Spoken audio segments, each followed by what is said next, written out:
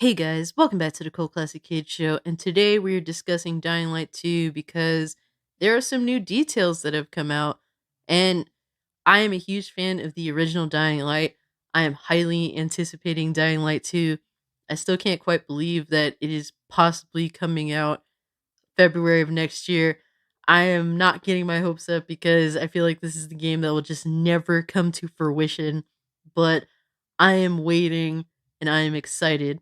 So the article is from The Gamer, and of course, I will have this article archived in the description below. And The Gamer says Dying Light 2 fans may not like the sequel's major changes.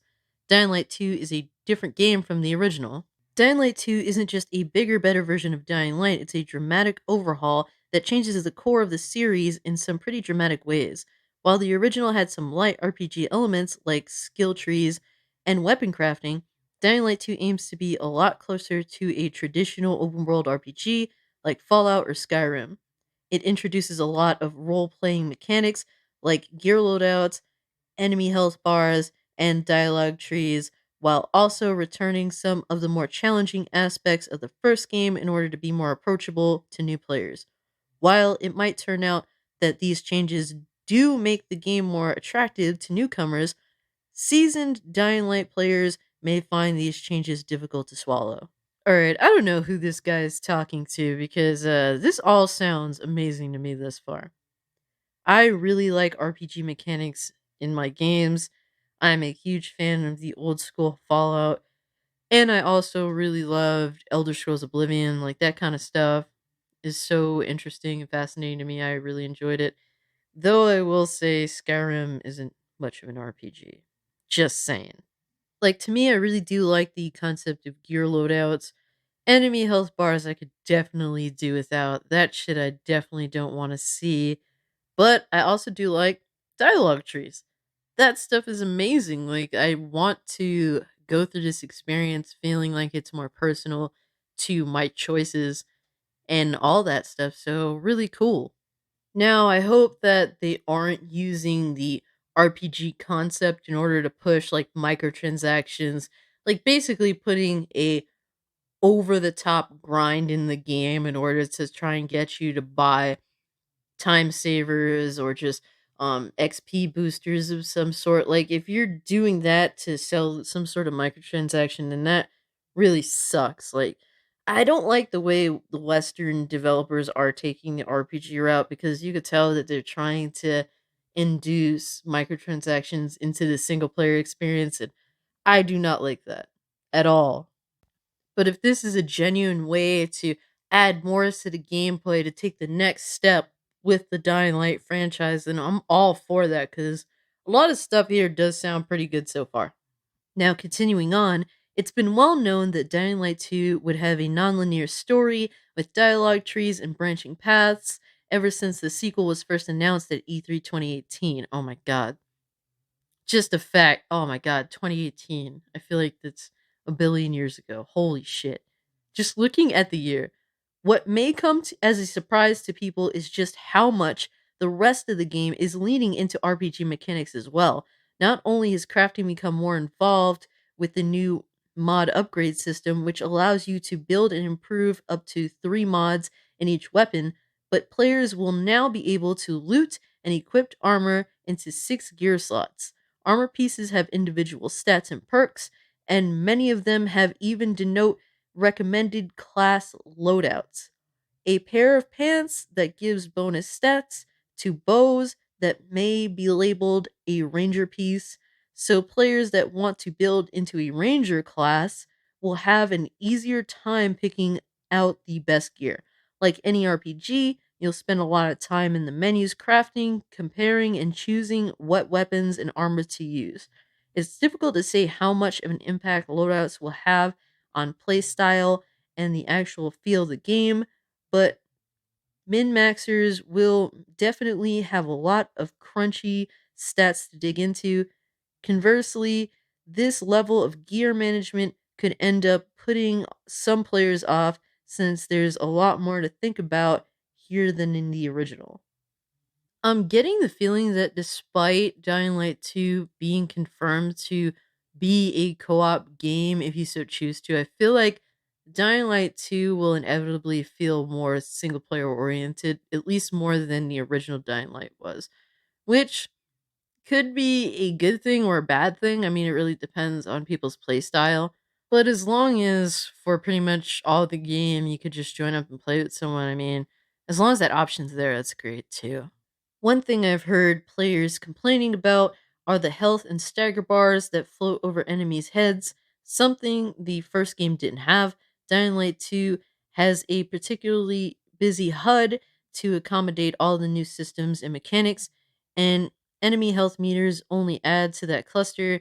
There may be a way to disable the health bars for players that don't want to see it, but this has an intentional design decision to emphasize the new RPG direction of the game and give players more information in combat so that they can fight more tactically, picking out weaker targets and moving strategically around the battlefield to whittle down the pack. In classic RPG fashion, enemies also have levels so you know comparatively how strong they are to you. I mean, I don't really see this being a big deal. I mean, as long as it's disabled, like, I would prefer to just disable the health bar above the enemy. I don't really wanna see that. It just feels, like, so extra to me. If you can disable it like you can in Far Cry 6, that's not a problem at all, but please just give us the option. And then there are the changes that were made in order to make the game easier and more approachable to new players. One of the more controversial changes among the player base is new jump height and fall speed, which gives the game a floaty quality, almost as if it has moon gravity. This way, parkouring around the city is less punishing, you can jump away from danger easier, and you have more time to decide your next move as you slowly descend after each jump. If you make a mistake, you can even change direction in the air and reposition yourself for a safe landing.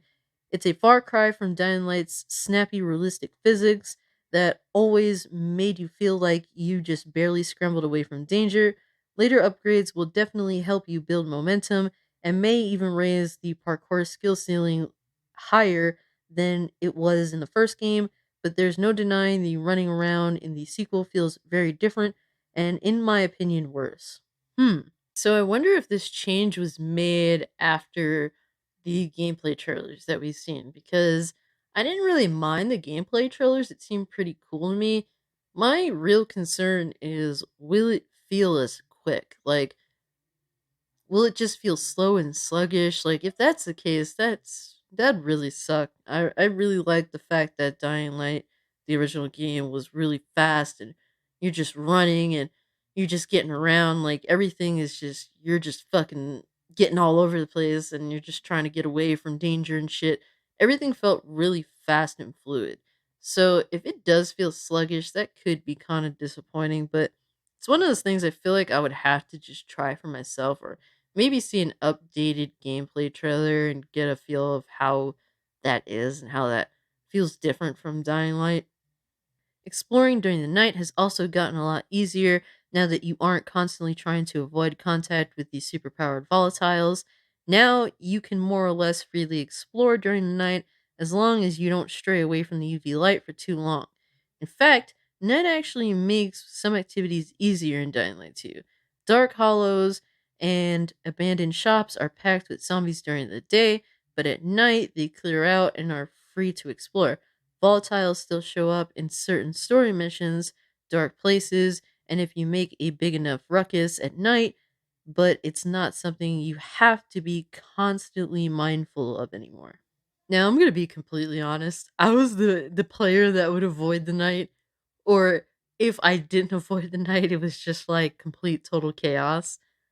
And I would fear the night. I definitely would because shit was crazy in Dying Light. So, I don't really know how to feel about, this situation. Like, I feel as though maybe, you take advantage of more time. Uh, I don't know. It's really weird. That is definitely a change, and I don't know how to feel about it personally. Just more things that I feel like I would have to experience. But, yeah, I was a little bitch when it came to nighttime and Dying Light. So, I don't know, I guess I'll have, like nighttime to look forward to in a sense. Whether it's better for the game or not, I really can't say. All of these additions and changes serve a clear purpose, but they aren't necessarily designed to appeal to Dying Light's most dedicated and hardcore players. From my short time playing the game, I got the sense that a lot of the most seasoned players may want to go back to the first game after finishing Dying Light 2. Personally, I'm excited to explore the city, which is twice the size of the first game's map, and experience the non linear story for myself. The things I didn't enjoy at first, like the low gravity and lack of volatiles at night, made more sense the longer I played and even started to grow on me. Unlike a lot of sequels, Dying Light 2 is not just more Dying Light. How you feel about that largely comes down to what you think a sequel ought to be. But it's clear that Techland has made the game it wanted to make. What it sounds like to me is that Dying Light 2 is a different experience from Dying Light, but within the same feels in general. So, I don't know. It's like maybe they didn't necessarily want to outdo Dying Light, but just do something different entirely. And I don't mind that because to me, I do want to see some changes. Do want to see upgrades, but if they choose to go in a different direction, but it clearly has its own like feel, its own uniqueness to it, then I'm fine with that personally. I'll give it a try. I love zombies. I'm a huge fan of like zombie games. I don't think the zombie craze will ever end since, I do love zombie movies and zombie games. So I'm there for that, but as long as I can run around and just have all this freedom, I think the one key thing that has to be like a home run is the main story because the weakest part of Dying Light was the main campaign. It was pretty lackluster, unfortunately.